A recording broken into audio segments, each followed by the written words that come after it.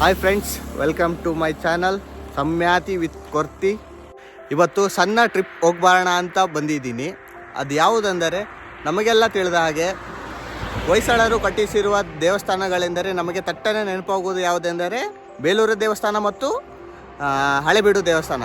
ಅದನ್ನು ಬಿಟ್ಟು ಹೊಯ್ಸಳರು ತುಂಬ ದೇವಸ್ಥಾನಗಳನ್ನು ಕಟ್ಟಿದ್ದಾರೆ. ಲೆಕ್ಕ ಹಾಕಿದರೆ ಸಾವಿರಾರು ದೇವಸ್ಥಾನಗಳನ್ನು ಕಟ್ಟಿಸಿದ್ದಾರೆ. ಅಂಥದ್ದೇ ಒಂದು ಟೆಂಪಲ್ನ ಎಕ್ಸ್ಪ್ಲೋರ್ ಮಾಡೋಕ್ಕೆ ಹೋಗ್ತಾ ಇದ್ದೀನಿ. ಅದೆಲ್ಲಿ ಅಂದರೆ ಬೇಲೂರಿಂದ ಮತ್ತು ಹಳೆಬೀಡಿಂದ ತುಂಬ ಹತ್ತಿರವಿದ್ದರೂ ಕೂಡ ಅಷ್ಟೊಂದು ಪಾಪ್ಯುಲರ್ ಆಗದೆ ಇರೋ ಒಂದು ಪ್ಲೇಸ್ನ ನೋಡ್ಕೊಂಬರೋಣ ಗಾಯ್ಸ್, ಬನ್ನಿ.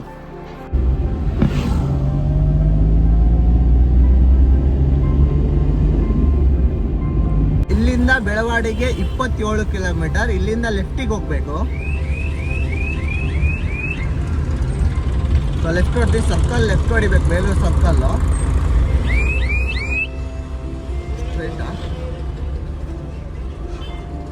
ಲೆಫ್ಟು. ಹಳೆಬೀಡು ಇಲ್ಲಿಂದ 15, ಬೆಳವಾಡಿ ಇಲ್ಲಿಂದ 20 ನೋಡಿ. ಬೇಲೂರು ಇಲ್ಲಿಂದ ಲೆಫ್ಟ್ ಹೊಡೆದು ಮತ್ತೆ ರೈಟ್ ಹೊಡಿಬೇಕು. ಇಲ್ಲಿಂದ ಹೋಗೋದು 12 ಕಿಲೋಮೀಟ್ರ್ ಇದೆ ನಮ್ಮದು ಡೆಸ್ಟಿನೇಷನ್ನು. ಹಳೆಬೀಡಿಂದ 12 ಕಿಲೋಮೀಟ್ರು. 1 ನಿಮಿಷ. ಈಗ ನಾವಿರೋದು ಹಳೆಬೀಡು ಸರ್ಕಲ್ ಹತ್ರ ಬಂದ್ವಿ ನೋಡಿ ಗಾಯ್ಸ್. ಇಲ್ಲಿ ರೈಟಿಗೆ ಹೋದರೆ ಹಳೆಬೀಡು, ಇಲ್ಲಿ ಈ ರೋಡಿಗೆ ಹೋದರೆ ಹಳೆಬೀಡು. ಇಲ್ಲಿ ಕಾರ್ ಬರ್ತಿದೆಯಲ್ಲ, ಹಳೆಬೀಡು ರೋಡ್ ಇದೆ ನೋಡಿ. ಇಲ್ಲಿಂದ ಹಳೆಬೀಡು 1 ಕಿಲೋಮೀಟರ್ ಏನೋ. ಸೊ ನಾವು ಇಲ್ಲಿಂದ ಸ್ಟ್ರೈಟ್ ಹೋಗಬೇಕು ನಮ್ಮ ಡೆಸ್ಟಿನೇಷನ್ಗೆ. ಇಲ್ಲಿಂದ 12 ಕಿಲೋಮೀಟರ್ ನಮ್ಮ ಡೆಸ್ಟಿನೇಷನ್. ಹಳೆಬೀಡಿಂದ ಸ್ಟ್ರೈಟ್ ಬಂದು ಇಲ್ಲಿ ಲೆಫ್ಟ್ ಹೊಡಿಬೇಕು. ನಾನು ಹೋಗೋ ಡೆಸ್ಟಿನೇಷನ್ ಅಂದರೆ ಬೆಳವಾಡಿಗೆ 5.5 ಕಿಲೋಮೀಟರ್. ಇಲ್ಲಿಂದ ಲೆಫ್ಟ್ ಹೊಡಿತೀವಿ. ಇಲ್ಲಿಂದ 5.5 ಕಿಲೋಮೀಟರ್ ಬೆಳವಾಡಿಗೆ ನೋಡಿ, ಇದೇ ರೂಟು. ಇಲ್ಲಿಂದ ಚಿಕ್ಕಮಗಳೂರು ಕೂಡ 25 ಕಿಲೋಮೀಟರ್ ಅಂತ ಇದೆ. ಬೆಳವಾಡಿ 5 ಕಿಲೋಮೀಟರ್ ಇದೆ ಗಾಯ್ಸ್. ಇಲ್ಲಿಂದ ಕಳಸಾಪುರ 12 ಕಿಲೋಮೀಟ್ರು, ಚಿಕ್ಕಮಗಳೂರು 25 ಕಿಲೋಮೀಟರ್.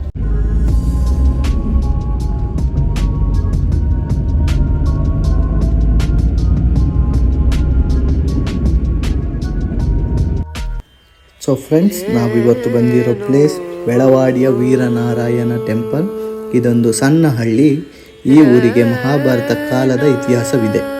ಮಹಾಭಾರತ ಕಾಲದಲ್ಲಿ ಏಕಚಕ್ರ ನಗರಿ ಅಂತ ಕರೆಸಿಕೊಂಡ ಪ್ಲೇಸ್ ಇದಾಗಿದೆ. ಸಿಂಪಲ್ ಆಗಿ ಹೇಳ್ಬೇಕಂದ್ರೆ ಭೀಮ ಬಕಾಸುರನನ್ನು ಕೊಂದ ಜಾಗವಿದಾಗಿದೆ.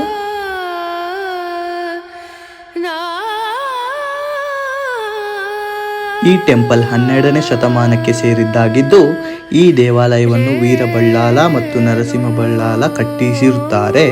ಹೊಯ್ಸಳ ಶಿಲ್ಪಕಲೆಗೆ ಬೇಲೂರು ಹಳೆಬೀಡು ಎಷ್ಟು ಕೊಡುಗೆ ನೀಡಿದೆಯೋ ಅಷ್ಟೇ ಕೊಡುಗೆ ಈ ದೇವಾಲಯವು ಕೂಡ ನೀಡಿದೆ. ಇನ್ಫ್ಯಾಕ್ಟ್ ಬೇಲೂರು ಹಳೆಬೀಡಿನ ದೇವಾಲಯಗಳ ಮೇಲೆ ವಿದೇಶಿಗರ ದಾಳಿ ಒಳಪಟ್ಟು ಹಲವಾರು ವಿಗ್ರಹಗಳನ್ನು ಬಂಧಿಸಲ್ಪಟ್ಟಿದೆ.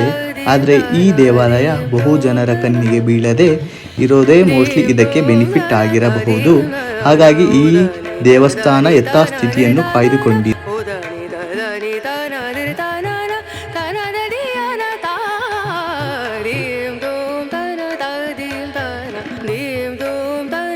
ಈ ದೇವಸ್ಥಾನದ ಶಿಲ್ಪಕಲೆಗಳು, ಕೆತ್ತನೆಗಳು ಮನಮೋಹಕವಾಗಿದೆ. ಈ ದೇವಾಲಯವು ವಿಷ್ಣುವಿಗೆ ಸಮರ್ಪಿತವಾಗಿದ್ದು, ಈ ದೇವಸ್ಥಾನವು 3 ಗೋಪುರಗಳನ್ನು ಹೊಂದಿವೆ.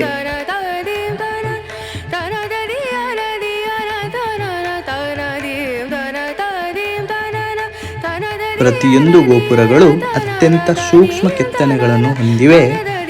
ಈ ಕೆತ್ತನೆಗಳು ವಿಷ್ಣುವಿನ ಹಲವಾರು ಅವತಾರಗಳ ಕುರಿತಾದ ಪುರಾಣ ಕಥೆಗಳನ್ನು ವಿವರಿಸಲಾಗಿದೆ. ಈ ದೇವಾಲಯದ ಪ್ರಾಕಾರದಲ್ಲಿ 108 ಕಂಬಗಳಿದ್ದು, ಪ್ರತಿಯೊಂದು ಕಂಬವು ಒಂದಕ್ಕಿಂತ ಒಂದು ವಿಭಿನ್ನವಾಗಿದೆ.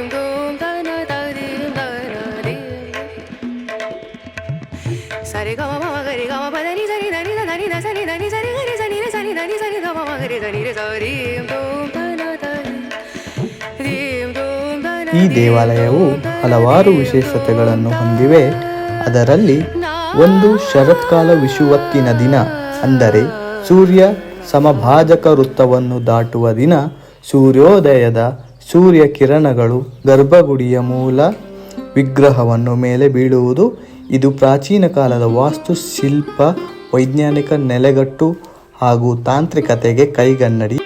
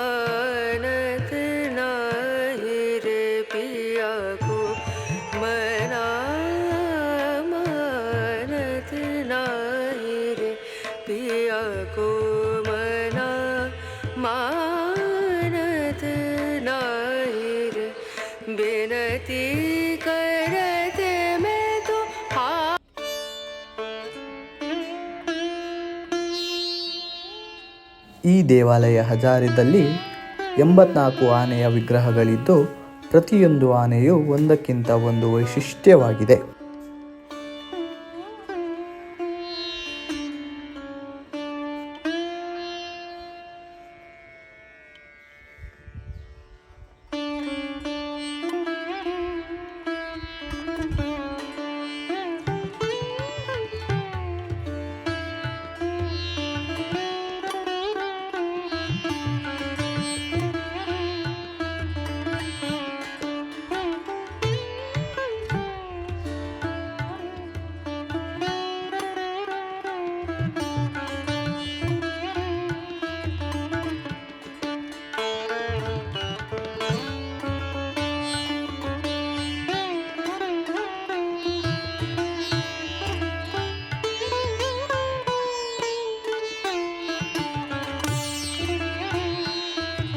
ಈ ದೇಗುಲಗಳಲ್ಲಿ ವಿಷ್ಣುವಿನ ಅವತಾರಗಳಾದ ಶ್ರೀ ವೀರನಾರಾಯಣ ಸ್ವಾಮಿ, ಶ್ರೀ ವೇಣುಗೋಪಾಲ ಸ್ವಾಮಿ ಮತ್ತು ಶ್ರೀ ಯೋಗ ನರಸಿಂಹ ಸ್ವಾಮಿಗೆ ಪೂಜೆಗಳನ್ನು ನಡೆಸಲಾಗುತ್ತಿದೆ.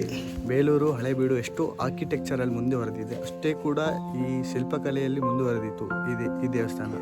ಈ ದೇವಸ್ಥಾನ ಕೂಡ ಹೊಯ್ಸಳ ಆಳುವ ರಾಜರು ಕೂಡ ಈ ದೇವಸ್ಥಾನ 1200 ಅಂದರೆ ಕ್ರಿಸ್ತಶಕ 12ನೇ ಶತಮಾನದಲ್ಲಿ ಈ ದೇವಸ್ಥಾನವನ್ನು ಕಟ್ಟಿದರು. ಈ ದೇವಸ್ಥಾನದ ವಿಶೇಷತೆ ಏನೆಂದರೆ ಬೇಲೂರು ಹಳೆಬೀಡು ದೇವಸ್ಥಾನಗಳಲ್ಲಿ ಅನ್ಯರಿಂದ ದಾಳಿಗಳಾಗಿದೆ. ಆದರೆ ಈ ದೇವಸ್ಥಾನದಲ್ಲಿ ಯಾವುದೇ ರಾಜರು ಕೂಡ ದಾಳಿಯನ್ನು ಮಾಡಿಲ್ಲ. ಈ ದೇವಸ್ಥಾನಕ್ಕೆ ಯಾರೇ ರಾಜರು ಕೂಡ ದಾಳಿ ಮಾಡಿಲ್ಲ ಇದುವರೆಗೂ. ಇಲ್ಲಿಗೆ ನನ್ನ ಬೆಳವಾಡಿ ಟ್ರಿಪ್ ಮುಗೀತು. ವಿಡಿಯೋ ಇಷ್ಟವಾದಲ್ಲಿ ಲೈಕ್ ಮಾಡಿ, ಶೇರ್ ಮಾಡಿ, ಸಬ್ಸ್ಕ್ರೈಬ್ ಮಾಡಿ, ಕಮೆಂಟ್ ಮೂಲಕ ನಿಮಗೆ ಈ ವಿಡಿಯೋ ಬಗ್ಗೆ ಏನಂತ ತಿಳಿಸಿ.